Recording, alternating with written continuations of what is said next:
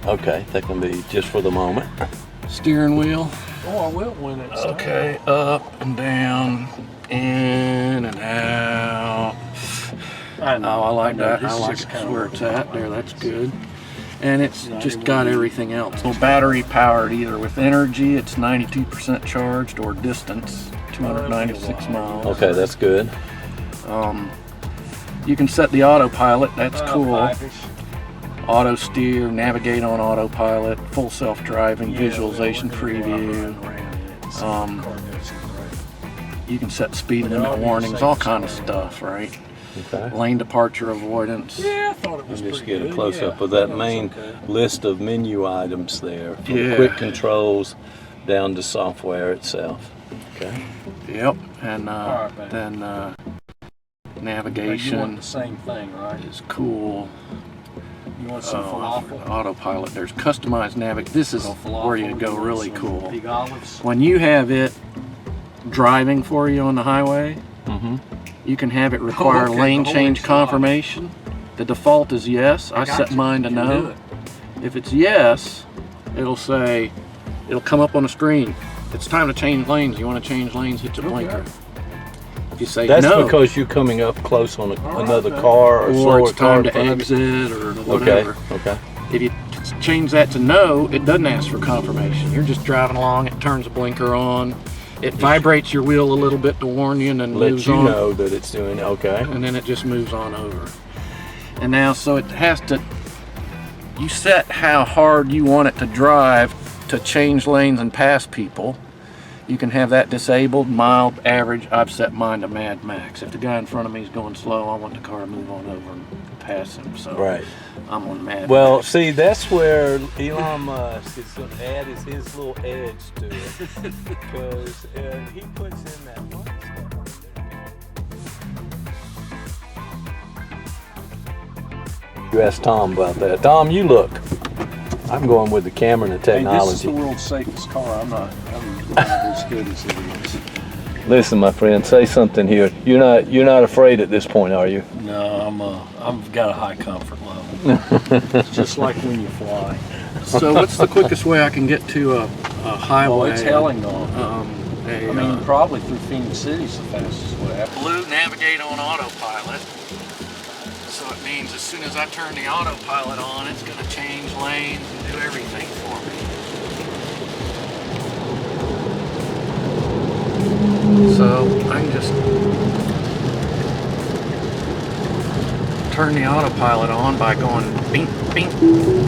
Now it's driving and it wants to go 65. But it's not going 65 and it says poor weather detected. So it's not going to do it won't do navigate on autopilot today. How about that? So it's on adaptive cruise control. It's restricting me to adaptive cruise control. Isn't that interesting?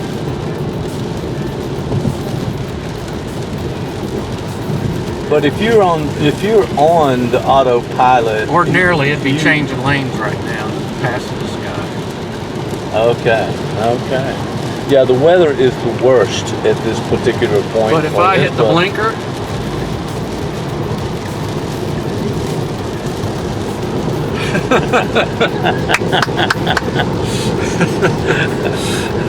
this is when Tom kind of tightens up back in the back. But now I'm I not got doing the it. gas or the steering or anything. It's doing it all on its own.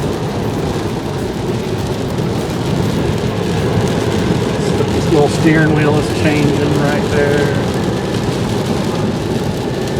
If I just hang my finger on here and put enough pressure on it to where it knows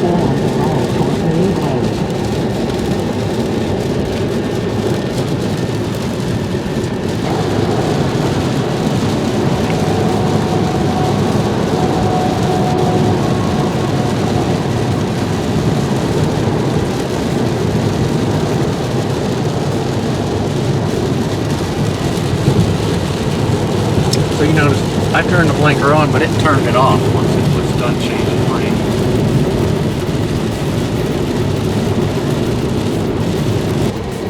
the cars in front of you, the cars Yeah. that come behind, or by And this way. The blue lines are saying it's seeing the lane we're in.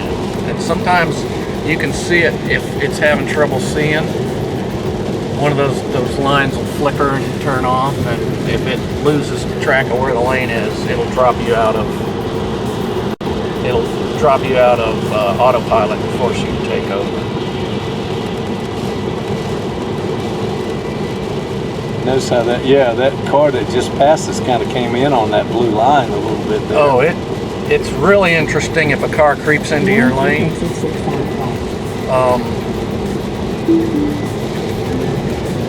So since it didn't have navigate on autopilot on, I had to take control to actually get off on it. Right. And that's instantaneous, right? I mean, As soon as I touch instead of where I'm going going over here. As soon as I push the wheel very hard at all, it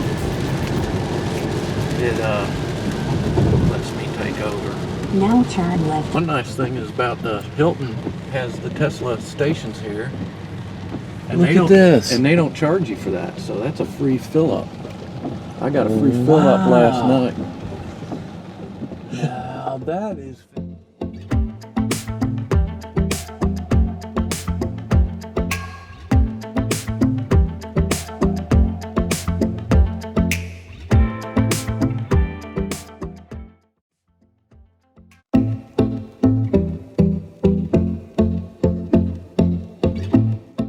Some information from NPR. We're going to take a look at it. You bring yours, I bring mine, that kind of Things thing. that I always think about with Mr. Rogers, and one was when he testified in front of Congress about public broadcasting.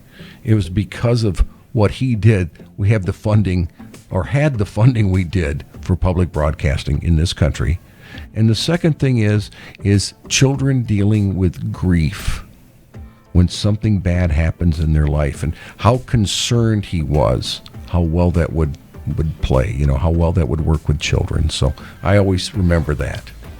Yeah, I think for the most part, it is an amazing thing, and we're going to get into more and more NPR news and ideas and concepts and articles that come up. So we'll start that next week full blown. You but bet. I did want to kind of put this in to kind of jumpstart. I like that. I wanted to see what it was all yeah, like. that was nice. All right, so let's take a look at some of the local news. Now, you say you read the newspaper. I read it this morning. The actual paper, not the digital version. I only have to read the darn digital one on Saturdays because they refuse to print the paper one on. Okay, well, we don't have that hard copy. You're going to have to take that up with the Ledger I Enquirer did. here. I bet you can count on that. All right. Well, here's something out of the paper, and this was really interesting. Very quickly here, this last of the World War II legendary Flying Tigers dies in Columbus. He was 99 years old, and what a wonderful way to celebrate a man's life in this. I saw that article. I thought that was great. Yeah. Absolutely lovely. And I also wanted to share a website here. Now let's talk about, so we've got NPR, we've got the local news, and we'll start next week full blown with this. But right. There's a category I called "What about people?" Well, I did a little. I like this one. I did a little search. It goes with your 85% or average or below, and in the world. So I looked up this guy, went through some things about people, and he's got a very interesting idea. So let me spend just a minute. What are these 12 stupid things? Well, we talk about people can do stupid things occasionally, but this is Mark Manson. Okay. And if you would just allow me a little bit here. Here's the guy before we get into it. Who should you take seriously? So here's this author and thinker and life enthusiast, Mark Manson, and we may come back to him again, but he has put together a real interesting idea, and here's an article called 12 Stupid Things People Care About Way Too Much. I like that. All right, so let's scroll down. That could almost be your list, Mike. You could come in every week with 12 stupid things. Yeah, I may be able to do that real quick. I know you can. So just real quick, and we won't spend much time. We probably need to spend more time on this one for sure, but whose fault is it? Does it really matter in the bigger scheme of things? I'm fighting you about this and that, and what does it mean? We always got to blame somebody, huh? Well, here's another one. Celebrity and sports gossip. Do we really care what Kim Kardashian thinks about something? something. We must. We give it that much attention. Evidently, I we guess. do. Sexual jealousy, being right, national politics, trying to impress other people. Hey, don't you think I'm really smart over here, Jeff? I'm trying to do something that's sort of intellectual. Well, that's why you're always putting things out on social media. And, Oh, goodness trying to gracious! impress me. You know? All right, I'm being offended. You know, I just offended you now. Yeah, you just did, and I can't believe. There'll be probably an act of violence to follow. Well, wait, hold it. let's don't go too far with it. But I'm just saying that's from the article. Being offended, the sort of the fake version of Yes. that. I'm offended that somebody said something about someone else, and now I've got to put my 2 cents in there. Or that you were open and honest. Waiting in line for 36 hours to buy some new product the day it's released. I know you've done this a No, lot. I've never done that for a product in my entire life. I've done it for Jimmy Buffett tickets. Okay, Okay, you know, all right, all I've done right. it, but it wasn't a product. It was Jimmy Buffett. Come on, we gotta, Number 12, hiding my flaws. Yeah, people fall in love with each other's rough edges. So what he's saying here is being authentic, basically. Wow. And Wow. you're trying to put on a front, as my son used to say back in the day. This vulnerability, who you are, and he quotes this of Mike Tyson, of all people, right? A guy that we're always looking towards. Just because for you're philosophy. famous doesn't mean you're successful. Okay, and so generally speaking, the idea of being famous is something. Get the other words he has there, though, what you could replace it with. Just because you're popular doesn't mean you're successful. Right. Or just because you're intelligent doesn't mean you're successful. And those all fit. I think that was a good one. I like it. Yeah, I'm that was a very I'm good glad. one. So we may come back to Mark Manson again in the days to come and see what his ideas are. But I just wanted to start this whole episode with a new format that we'll be looking at I like it. next time, and we're still going to allow you, Jeff, to rant anytime you want to. And Let I me like just the say. lighter note at the end, Mike. It's a good way to end, All right, I tried to do that with marijuana, but Okay, yeah, took an I was ugly wondering where turn. you were going It took with an that. ugly turn, We'll take a look at that. But listen, anytime I get to talk with you, my friend, it's a good day. And so I appreciate you being here in the studio. Thank you. And nobody does talk like Jeff.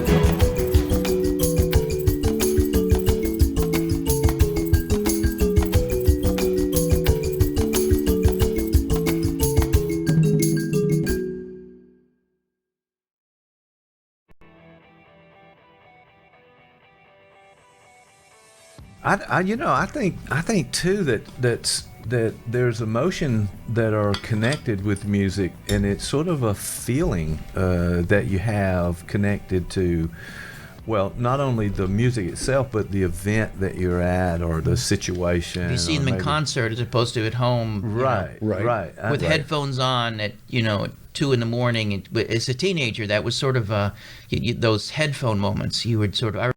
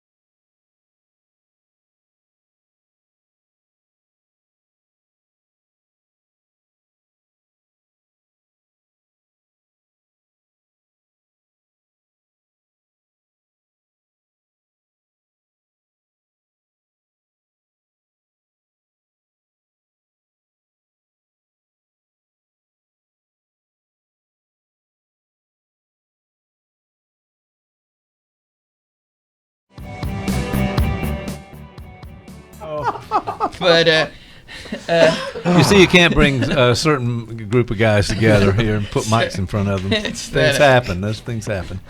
but those folk, like my son, he has a digital mind. Like for him, a book is a very different thing, and so you can already see that Antique. he is built to navigate a space that I am already out of step in. Right. And so we have to grow. I like that notion when Beyond says that we have to continue to grow the mind that we need for the world to come. And everything we're talking about to some degree is how we as a society and individuals grow to meet this world that's coming. And that's not easy. If there was a takeaway from this, what is it? There's one of my favorite lyrics from, or maybe it's from the album liner note for one of my favorite hardcore punk bands, Husker Du. Anybody a Husker Du fan here? Bob Mould, Grant Hart, any of those guys? Okay. No. Well, it said, revolution should begin at home, preferably in front of the bathroom mirror. And so maybe the goal is, as individuals, we have to be able to find a way to own and navigate and attempt to understand our own emotional reactions. So maybe there is a personal need, and then as a group, to be able to do something better with the things that we feel. Maybe? Yeah, I'm with you on that. Beyond, always good to bring up Beyond. Well, I appreciate this discussion today. It's been great, and that's about it.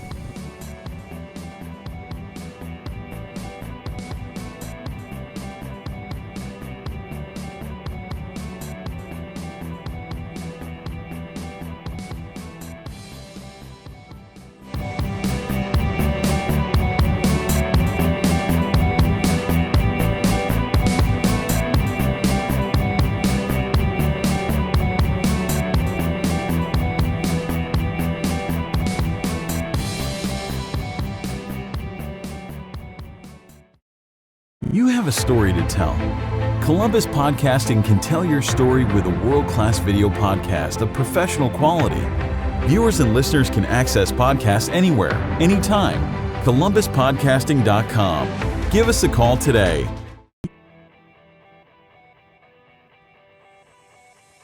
Thinking, now that you said, remember when you used to do those mixtapes for a girl? Yes. Yeah. That's the only time I've ever done one. I remember the mixtape I made for this girl who was in my psychology class. Okay. And, you know. And what were you trying to do when you made that tape? Well, Not the ultimate goal. I don't mean that. Impress the girl, probably. Yes, right? but what were you doing?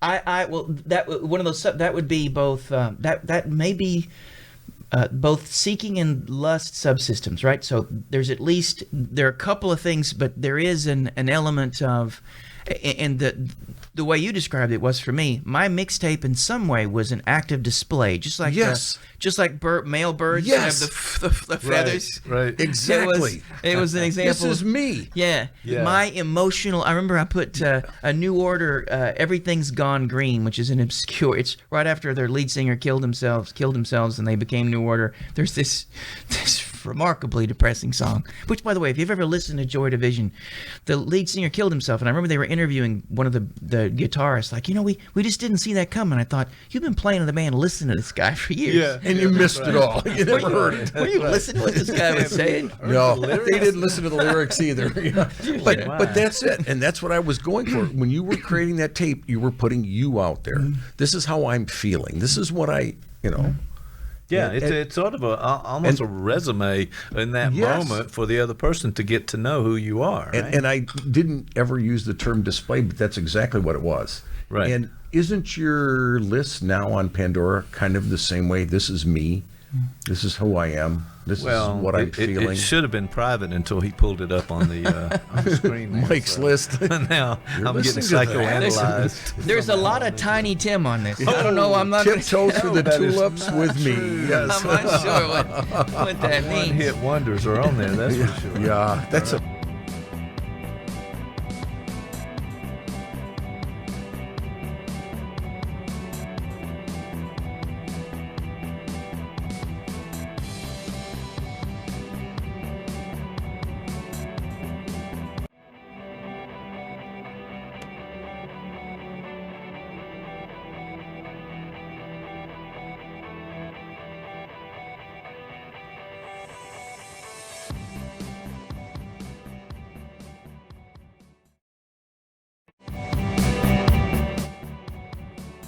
I mean, for me, the whole idea of spiritual quest is to work on my own judgment. I mean, I'm like anybody, I have my own perspective. I was raised in a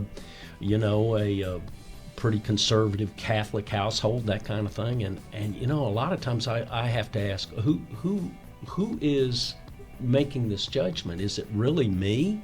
Is it me, my eternal self, or is it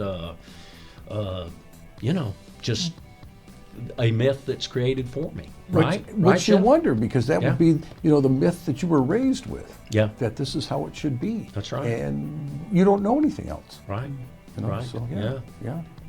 Yeah, but people can seem to get really upset when they think it violates one of their beliefs at some level, and they see that as offensive, and that they need to kind of strike back in some camps. That's what happens. So, and if you've got 1 million moms or 1,237, then everybody's got to shoot an email out there and stop this stuff.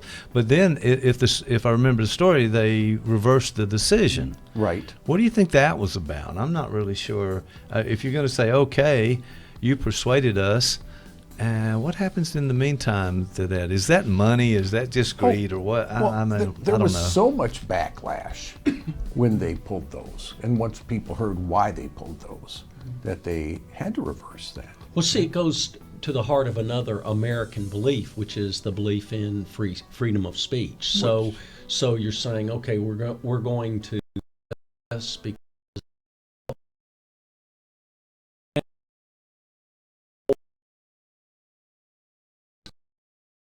I've seen that even in the university environment, where there should be absolute freedom of speech, Yes. but only certain kinds of speech. Right. And then Always. other kinds of speech are, That's right. you know, so That shouldn't be so free. So that shouldn't be so free. And it sort of goes like to the old Orwellian, you know, concept of all animals are equal, but some are more equal. You than know? others, yes. And everybody engages in that kind of hypocrisy to some degree. So it's on a continuum. But when it comes down to those questions, I keep going back to, if we really believe in an enlightenment point of view, then an enlightened point of view comes from throwing everything on the table and hashing through it, and then deciding where you as an individual are, and then where you as a group are ultimately going to go. That's true democracy, but it's, you know, it sort of goes back to the old expression. It's like making sausage. It's,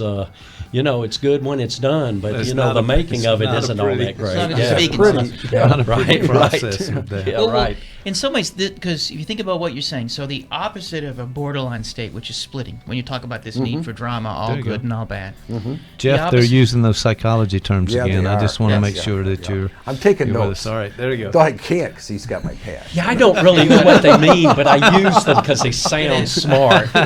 Well, the opposite of that is some, and the fancy term for that is the depressive position, and it's being able to see shades of gray. It's a form of integration, and so you can see how splitting works on this very article, and it's split to the left and the right. Okay. We have the 1 million moms saying this is perverse, this is, you know, whatever, and that is hurtful. That's not helpful. That's not loving. No. But we also, and I say this as a left-leaning uber commie, that Salon also engaged in some splitting, because if you read the article, and I don't want to sound too critical, but you could hear a whiff of elitism in the article.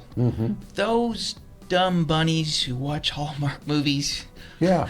they're Right. so, Right. you know, like, and I don't think that's helpful either. No, I don't think it's helpful. No, no, and no, I don't no, think. good point, I good do point. think there's another. There's people in the boardroom that are saying, how much is this costing us, or how much controversy can we get out they there have and to make sell more magazines? Their So, brand would be really in trouble.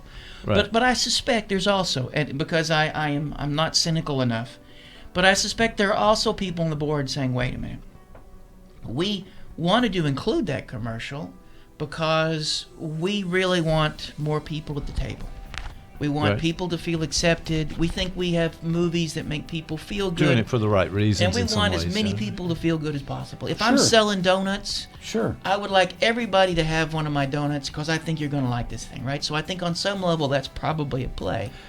But if we were to come at this from bringing it back into the therapy room, consulting room, the opposite of a borderline state is that integration. And the goal would be like if somebody's protecting their narrative and their story, Right. one of the goals you get to have them to do is to be able to lean into their pain without too quickly needing to split and project it off. So to be able to say, if we had one of the 1 million moms in the room, to be able to say, okay, what is it about this commercial that causes you so much pain? Sure. This obviously hurts you. We don't start with saying, you unenlightened, Fascist. race, fascist, whatever. That's not going to help. Keep those to yourself over there, right? Not going to help. But you could begin with saying, okay, what about this bothers you? And if they could articulate, then it may help them with tolerance. Doesn't mean they have to accept it, but they can tolerate the fact that there is now a place at the table.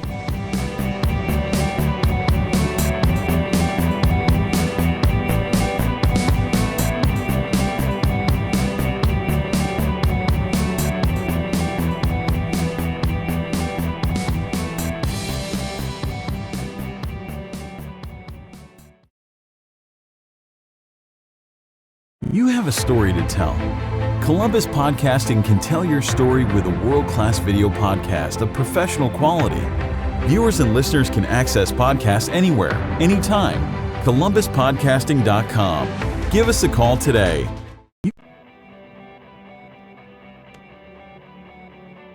So that's the first one that popped up, but there's so many more out there that connects with a place and time. Listen in to the your lyrics of that history. song. That's a really dirty song.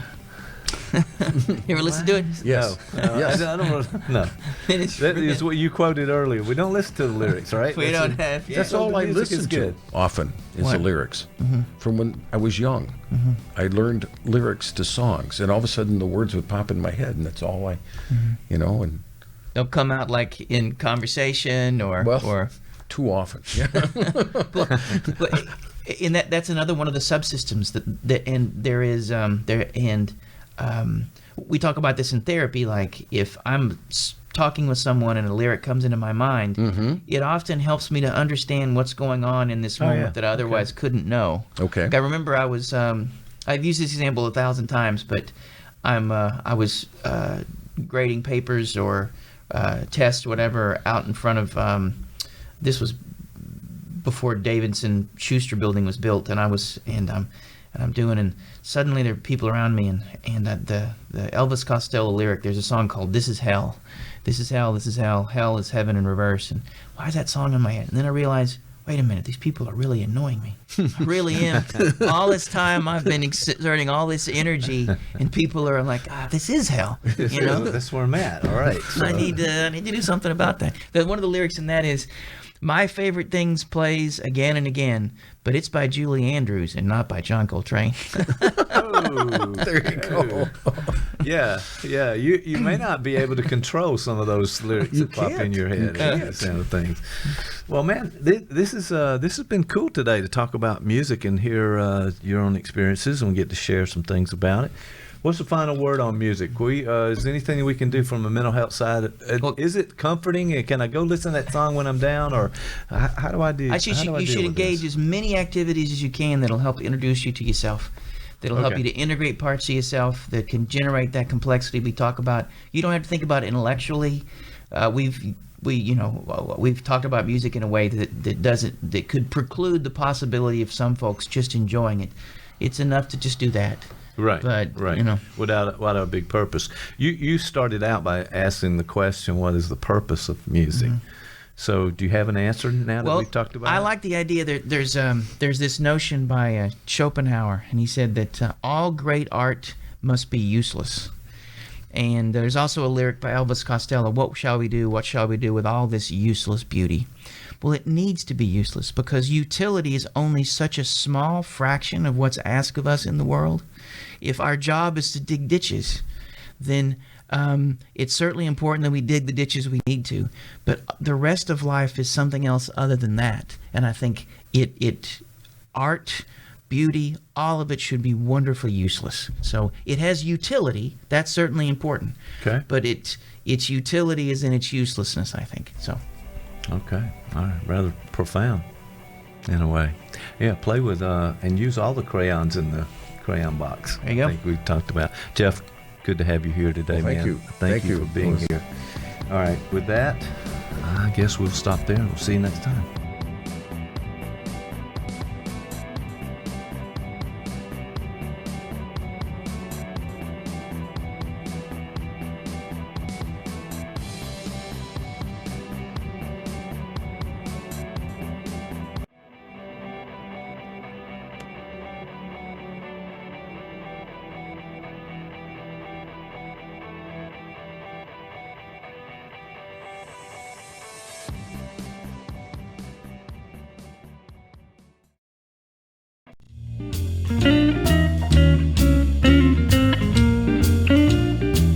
today it was about writing. So let me ask you, as we wrap up today, this idea of, and you told me that you are now writing a book. I have a plan to write a book. I'm working on a couple things with a co-author, but also something on your own, I think. Yeah, I've got a couple things I'm working on. Yeah. All right, so let me just ask, what's your process for sitting down? And we used the analogy earlier of the Chevy Chase with the word "the," and he never could get past that. What's your approach to it when you say, okay, I feel passionate about this topic, or this is the idea, I want to write about it? Where do you start with that? For me, it's only two things. It's really a simple process, so it's not even a process. First, if I don't set a regular writing time, it doesn't happen. Yes. And it's great. Ideal to, if it's a priority, then it's got to be when it's a high energy time. So whatever works for you. When I was a younger writer, it was the middle of the night with a 6-pack of beer. Right. These days, it's like 5 in the morning. And when I've still got anything left, any kind of energy left.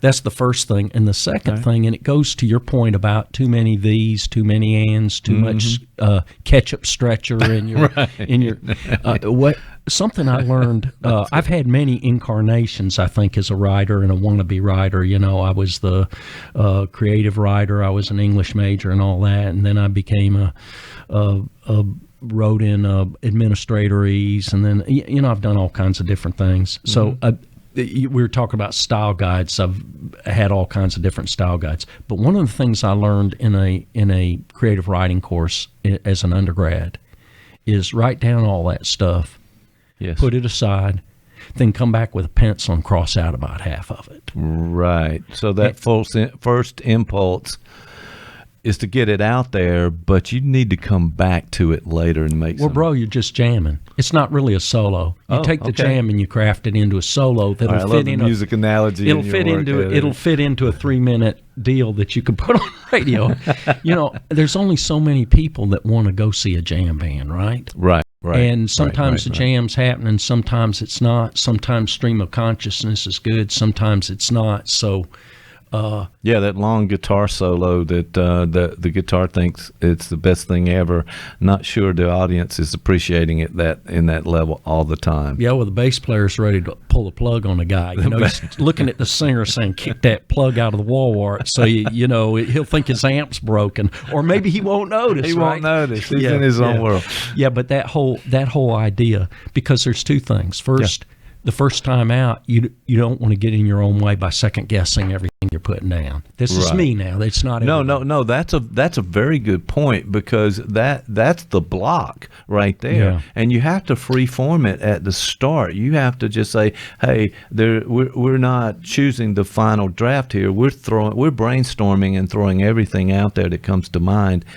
Then you can go back and do something. Yeah. First, stay out of your own way and just lay something out, even if it's rotten. Right. And then second, later on when you come back to revise, be vicious and fierce. Yeah, you got to cut it. With the reader in mind. What are you trying to accomplish for the reader? If you're just jamming, you're entertaining yourself. You might as well be sitting there at midnight with a guitar and nobody hearing it, right?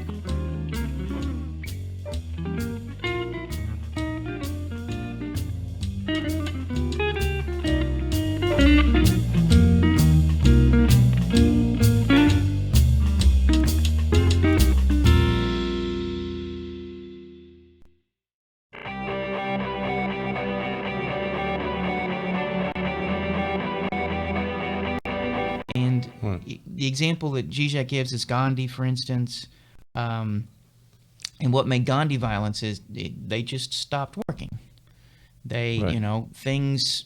It can be much more when school teachers strike, and their goal is a change in their benefits or wages. And they stop.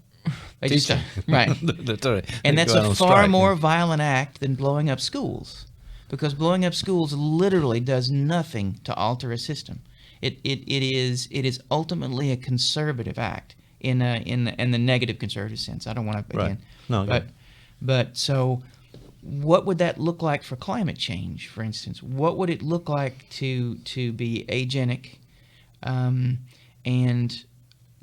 I'm not saying I completely agree, but lots of folks would say, whenever we fall back on our Western notions of hyper-individualism, because that's part of why we're in the trouble we're in now. We're literally playing into the same thing that got us in this problem to begin with. We're not thinking about it, and it's difficult for us to think about it because our horizon of meaning is fixed. The lens that we have on is, we don't question it. It just is there. And so how do we change the lens? How do we think differently and see differently enough to enact true agency?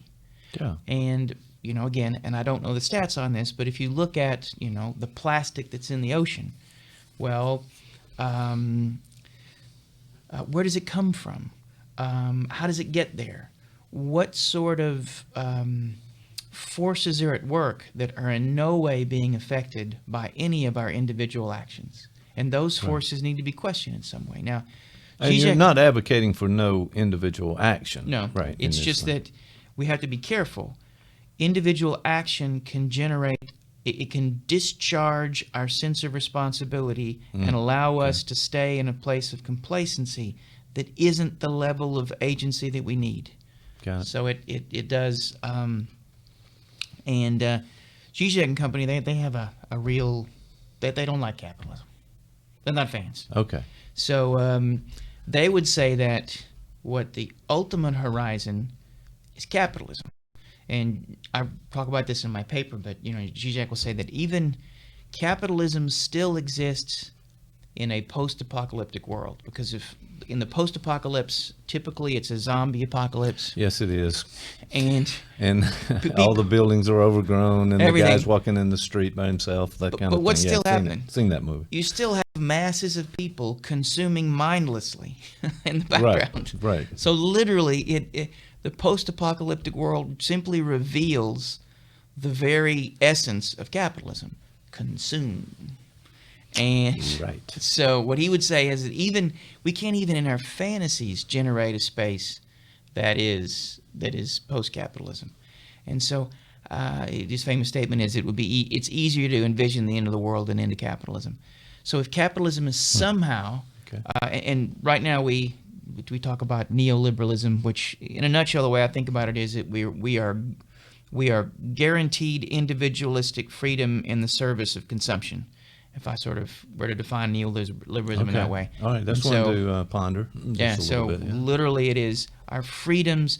And a wonderful example would this be is, and this is Zizek, not me, but we see now when the broadening of sexual diversity.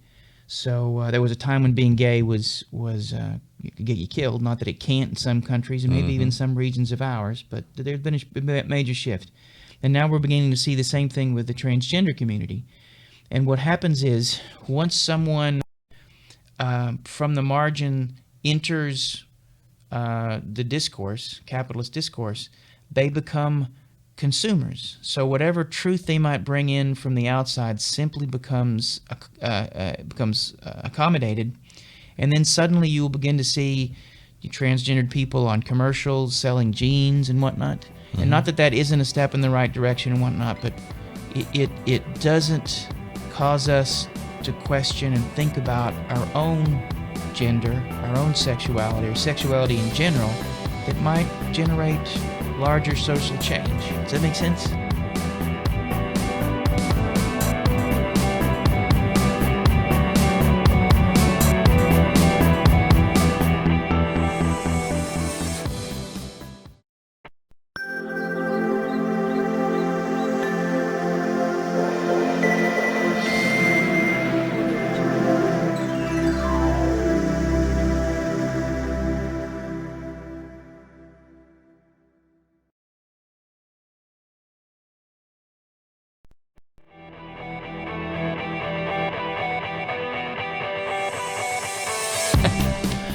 All right, Dan, what's going on? Welcome to the show, Scott Therapy. We're probably episode 21, here in He can the drink. new studio. Yes, we passed some sort of So even marker though here. Though I don't drink, it can drink. Well, that's a little too heavy for me to understand. You got to break that down. But listen, today's topic, we are all. Here's what I was thinking. You're kidding about this. No, time. I think it's a topic. Okay. How the topic would be is how to learn to live with being a Nazi. How to learn to live while being a Nazi? With being. With being a Nazi. The idea is that we're all Nazis. Okay. Well, I know this kind of thing has happened before where we have to break this down just a little bit because there's a little sensationalism that goes on with the titles, and no one that I know would like to be called a Nazi. Nobody or have would. anything to do with it. And that's So that's I'm the kinda wondering first about step that. of learning to live with one, to be with one, to be one. You Okay. have to learn to accept the fact that you don't want that. Okay, all right, that makes sense to me. So you're talking in one level about trying to understand the vile, the opposite. There's something the ones that are inherent out there. in Nazism that is constitutive to the subject. Okay. There is something all too human in embedded in any sort of ideology, Nazism or otherwise, that we all have to contend with, and we all have to find a way to move through it to get to where we need to go. That's what I'd say. All right, so it's a work in progress, and we have to figure out ways to deal with the things that upset us and cause us problems, Well, or we hate, or have. You and I saw strong we negative saw this feelings to. Jojo Rabbit, didn't we? We did. We all saw this Jojo Rabbit, Yes, we did.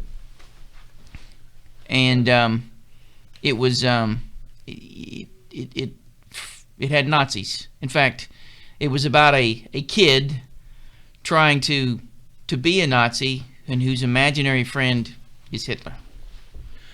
That's right. So in that movie, he was one of those kids in the Nazi youth movement, and I think probably all kids were sort of mandated to do that. I don't know. I'm not really Could have been sure. like You had to be, and they sent you to the camp. This is kind of a reluctant member, actually. Maybe in his friends, they were young and they didn't know what it was all about. Well, but he carried a lot of was- anxiety with it. He was you know? gung ho about it. He was really into this Nazi thing.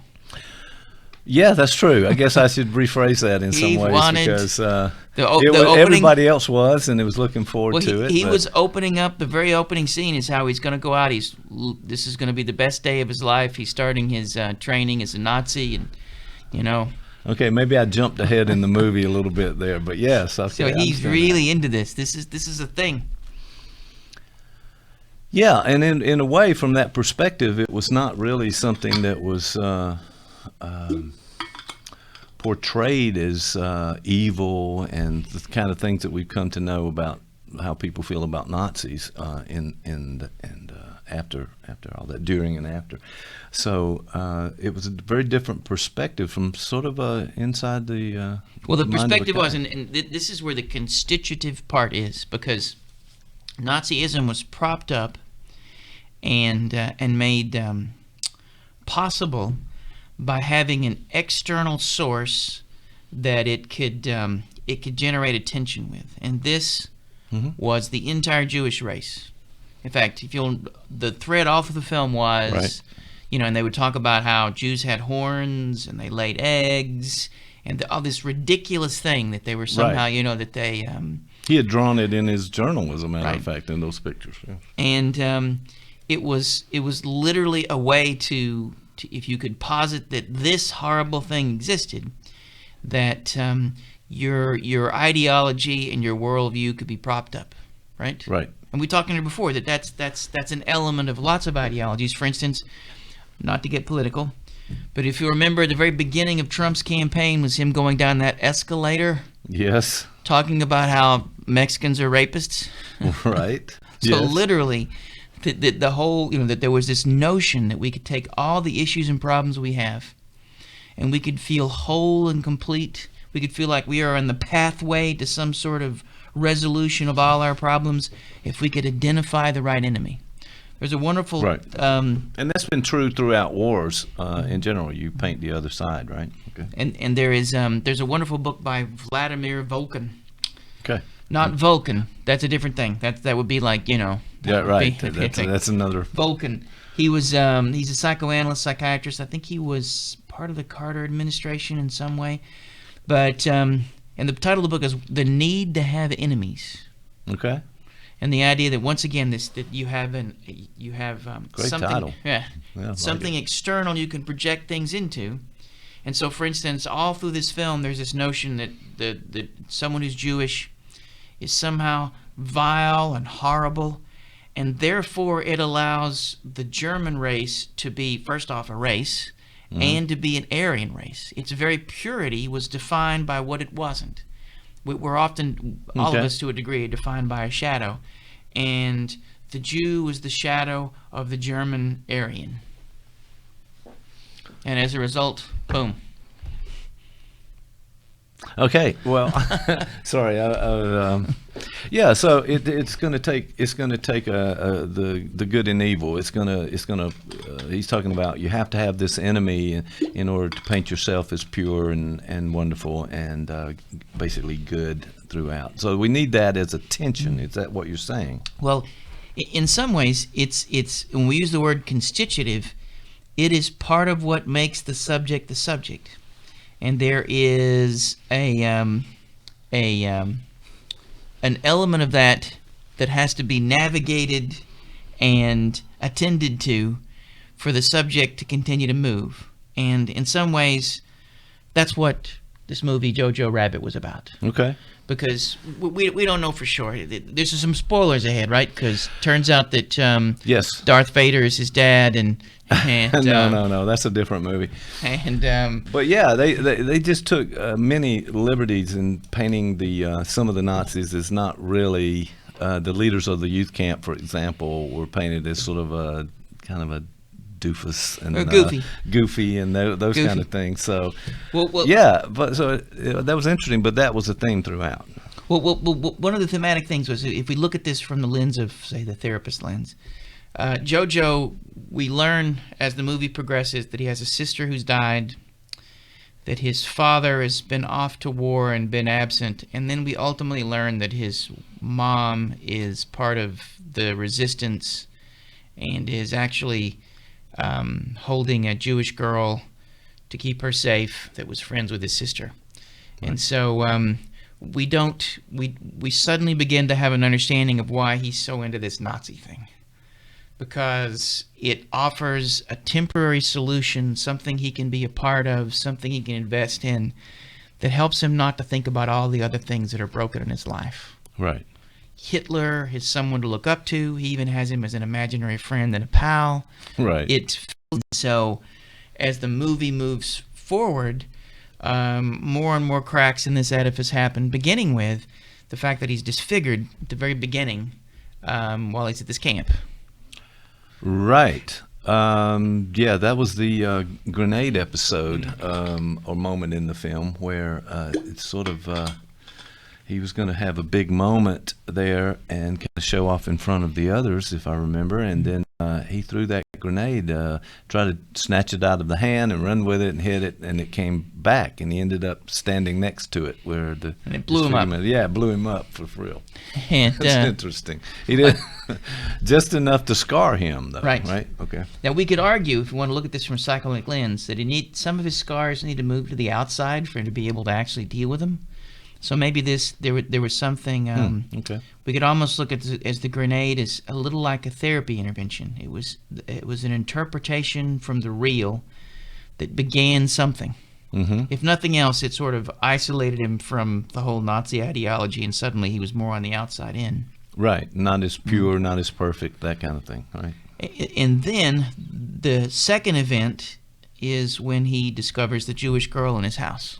Right. She hidden away in right. in a little space where she had enough to live inside, and the mother was actually helping her with food and so forth. And so, one of the really moments in the film is he's asking her. He's going to write a book which is called "You Who Jew," which catchy title. Yeah. But he asks for. He's going to write this book, and he wants her to tell him where the Jews are, so he Right. can find them and they can get rid of them. And he hands her the feed, his narrative that Jews do this, they sleep upside down like bats and whatnot. Right. And then at one point he asks her to draw what I can't. The context is for her to draw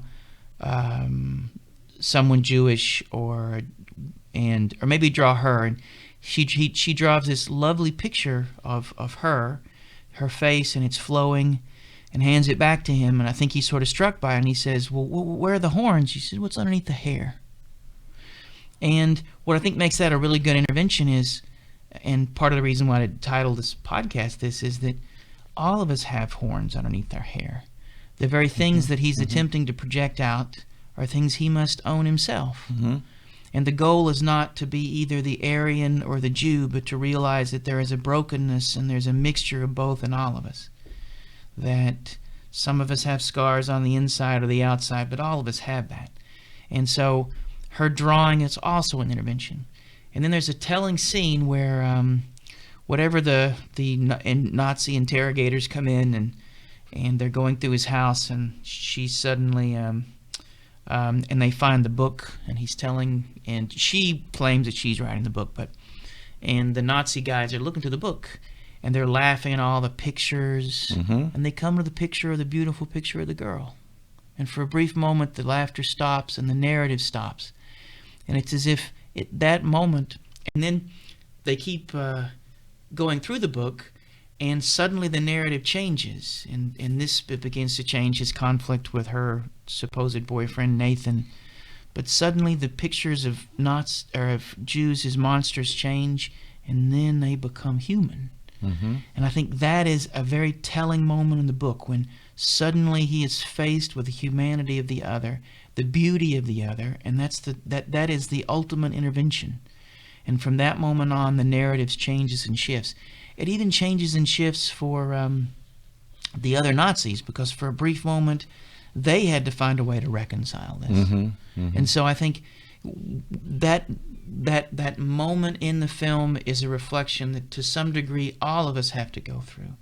How do we find a way to be able to own the things that we've projected, to notice the horns underneath our hair, but also to notice that that we're beautiful too, and that was maybe her best intervention. Yeah, well, that's it's something I think we're struggling with a little bit now in this, and it's just so easy to blame the other because they're not like you. They're out group. They're out of your group. You're in the in group where things are a certain way and you believe. And I think that I mean, it seems to be that kind of thing has been a theme throughout history, really, where we can't really take time to reconcile our own good and bad within us. And so it continues. It's always another group that we can hate and not really understand and figure out. It seems to be a theme for us all. Philosopher Hegel talks about this notion of the master-slave dialectic, and that when we're in that dialectic, that there's both the master, the person in control, and the slave who does everything for him. Both of them, in a way, are trapped by this, and in some ways, the slave is better off than the master. Though probably that's not I wouldn't ask a slave that, but right. In Hegelian, and what happens is to be able to claim any level of freedom is to be able to own a universal brokenness, to be able to say that there is no one out there who has the answer. No truth is fine. Run from that. And yeah, seems to be a natural thing to push against it.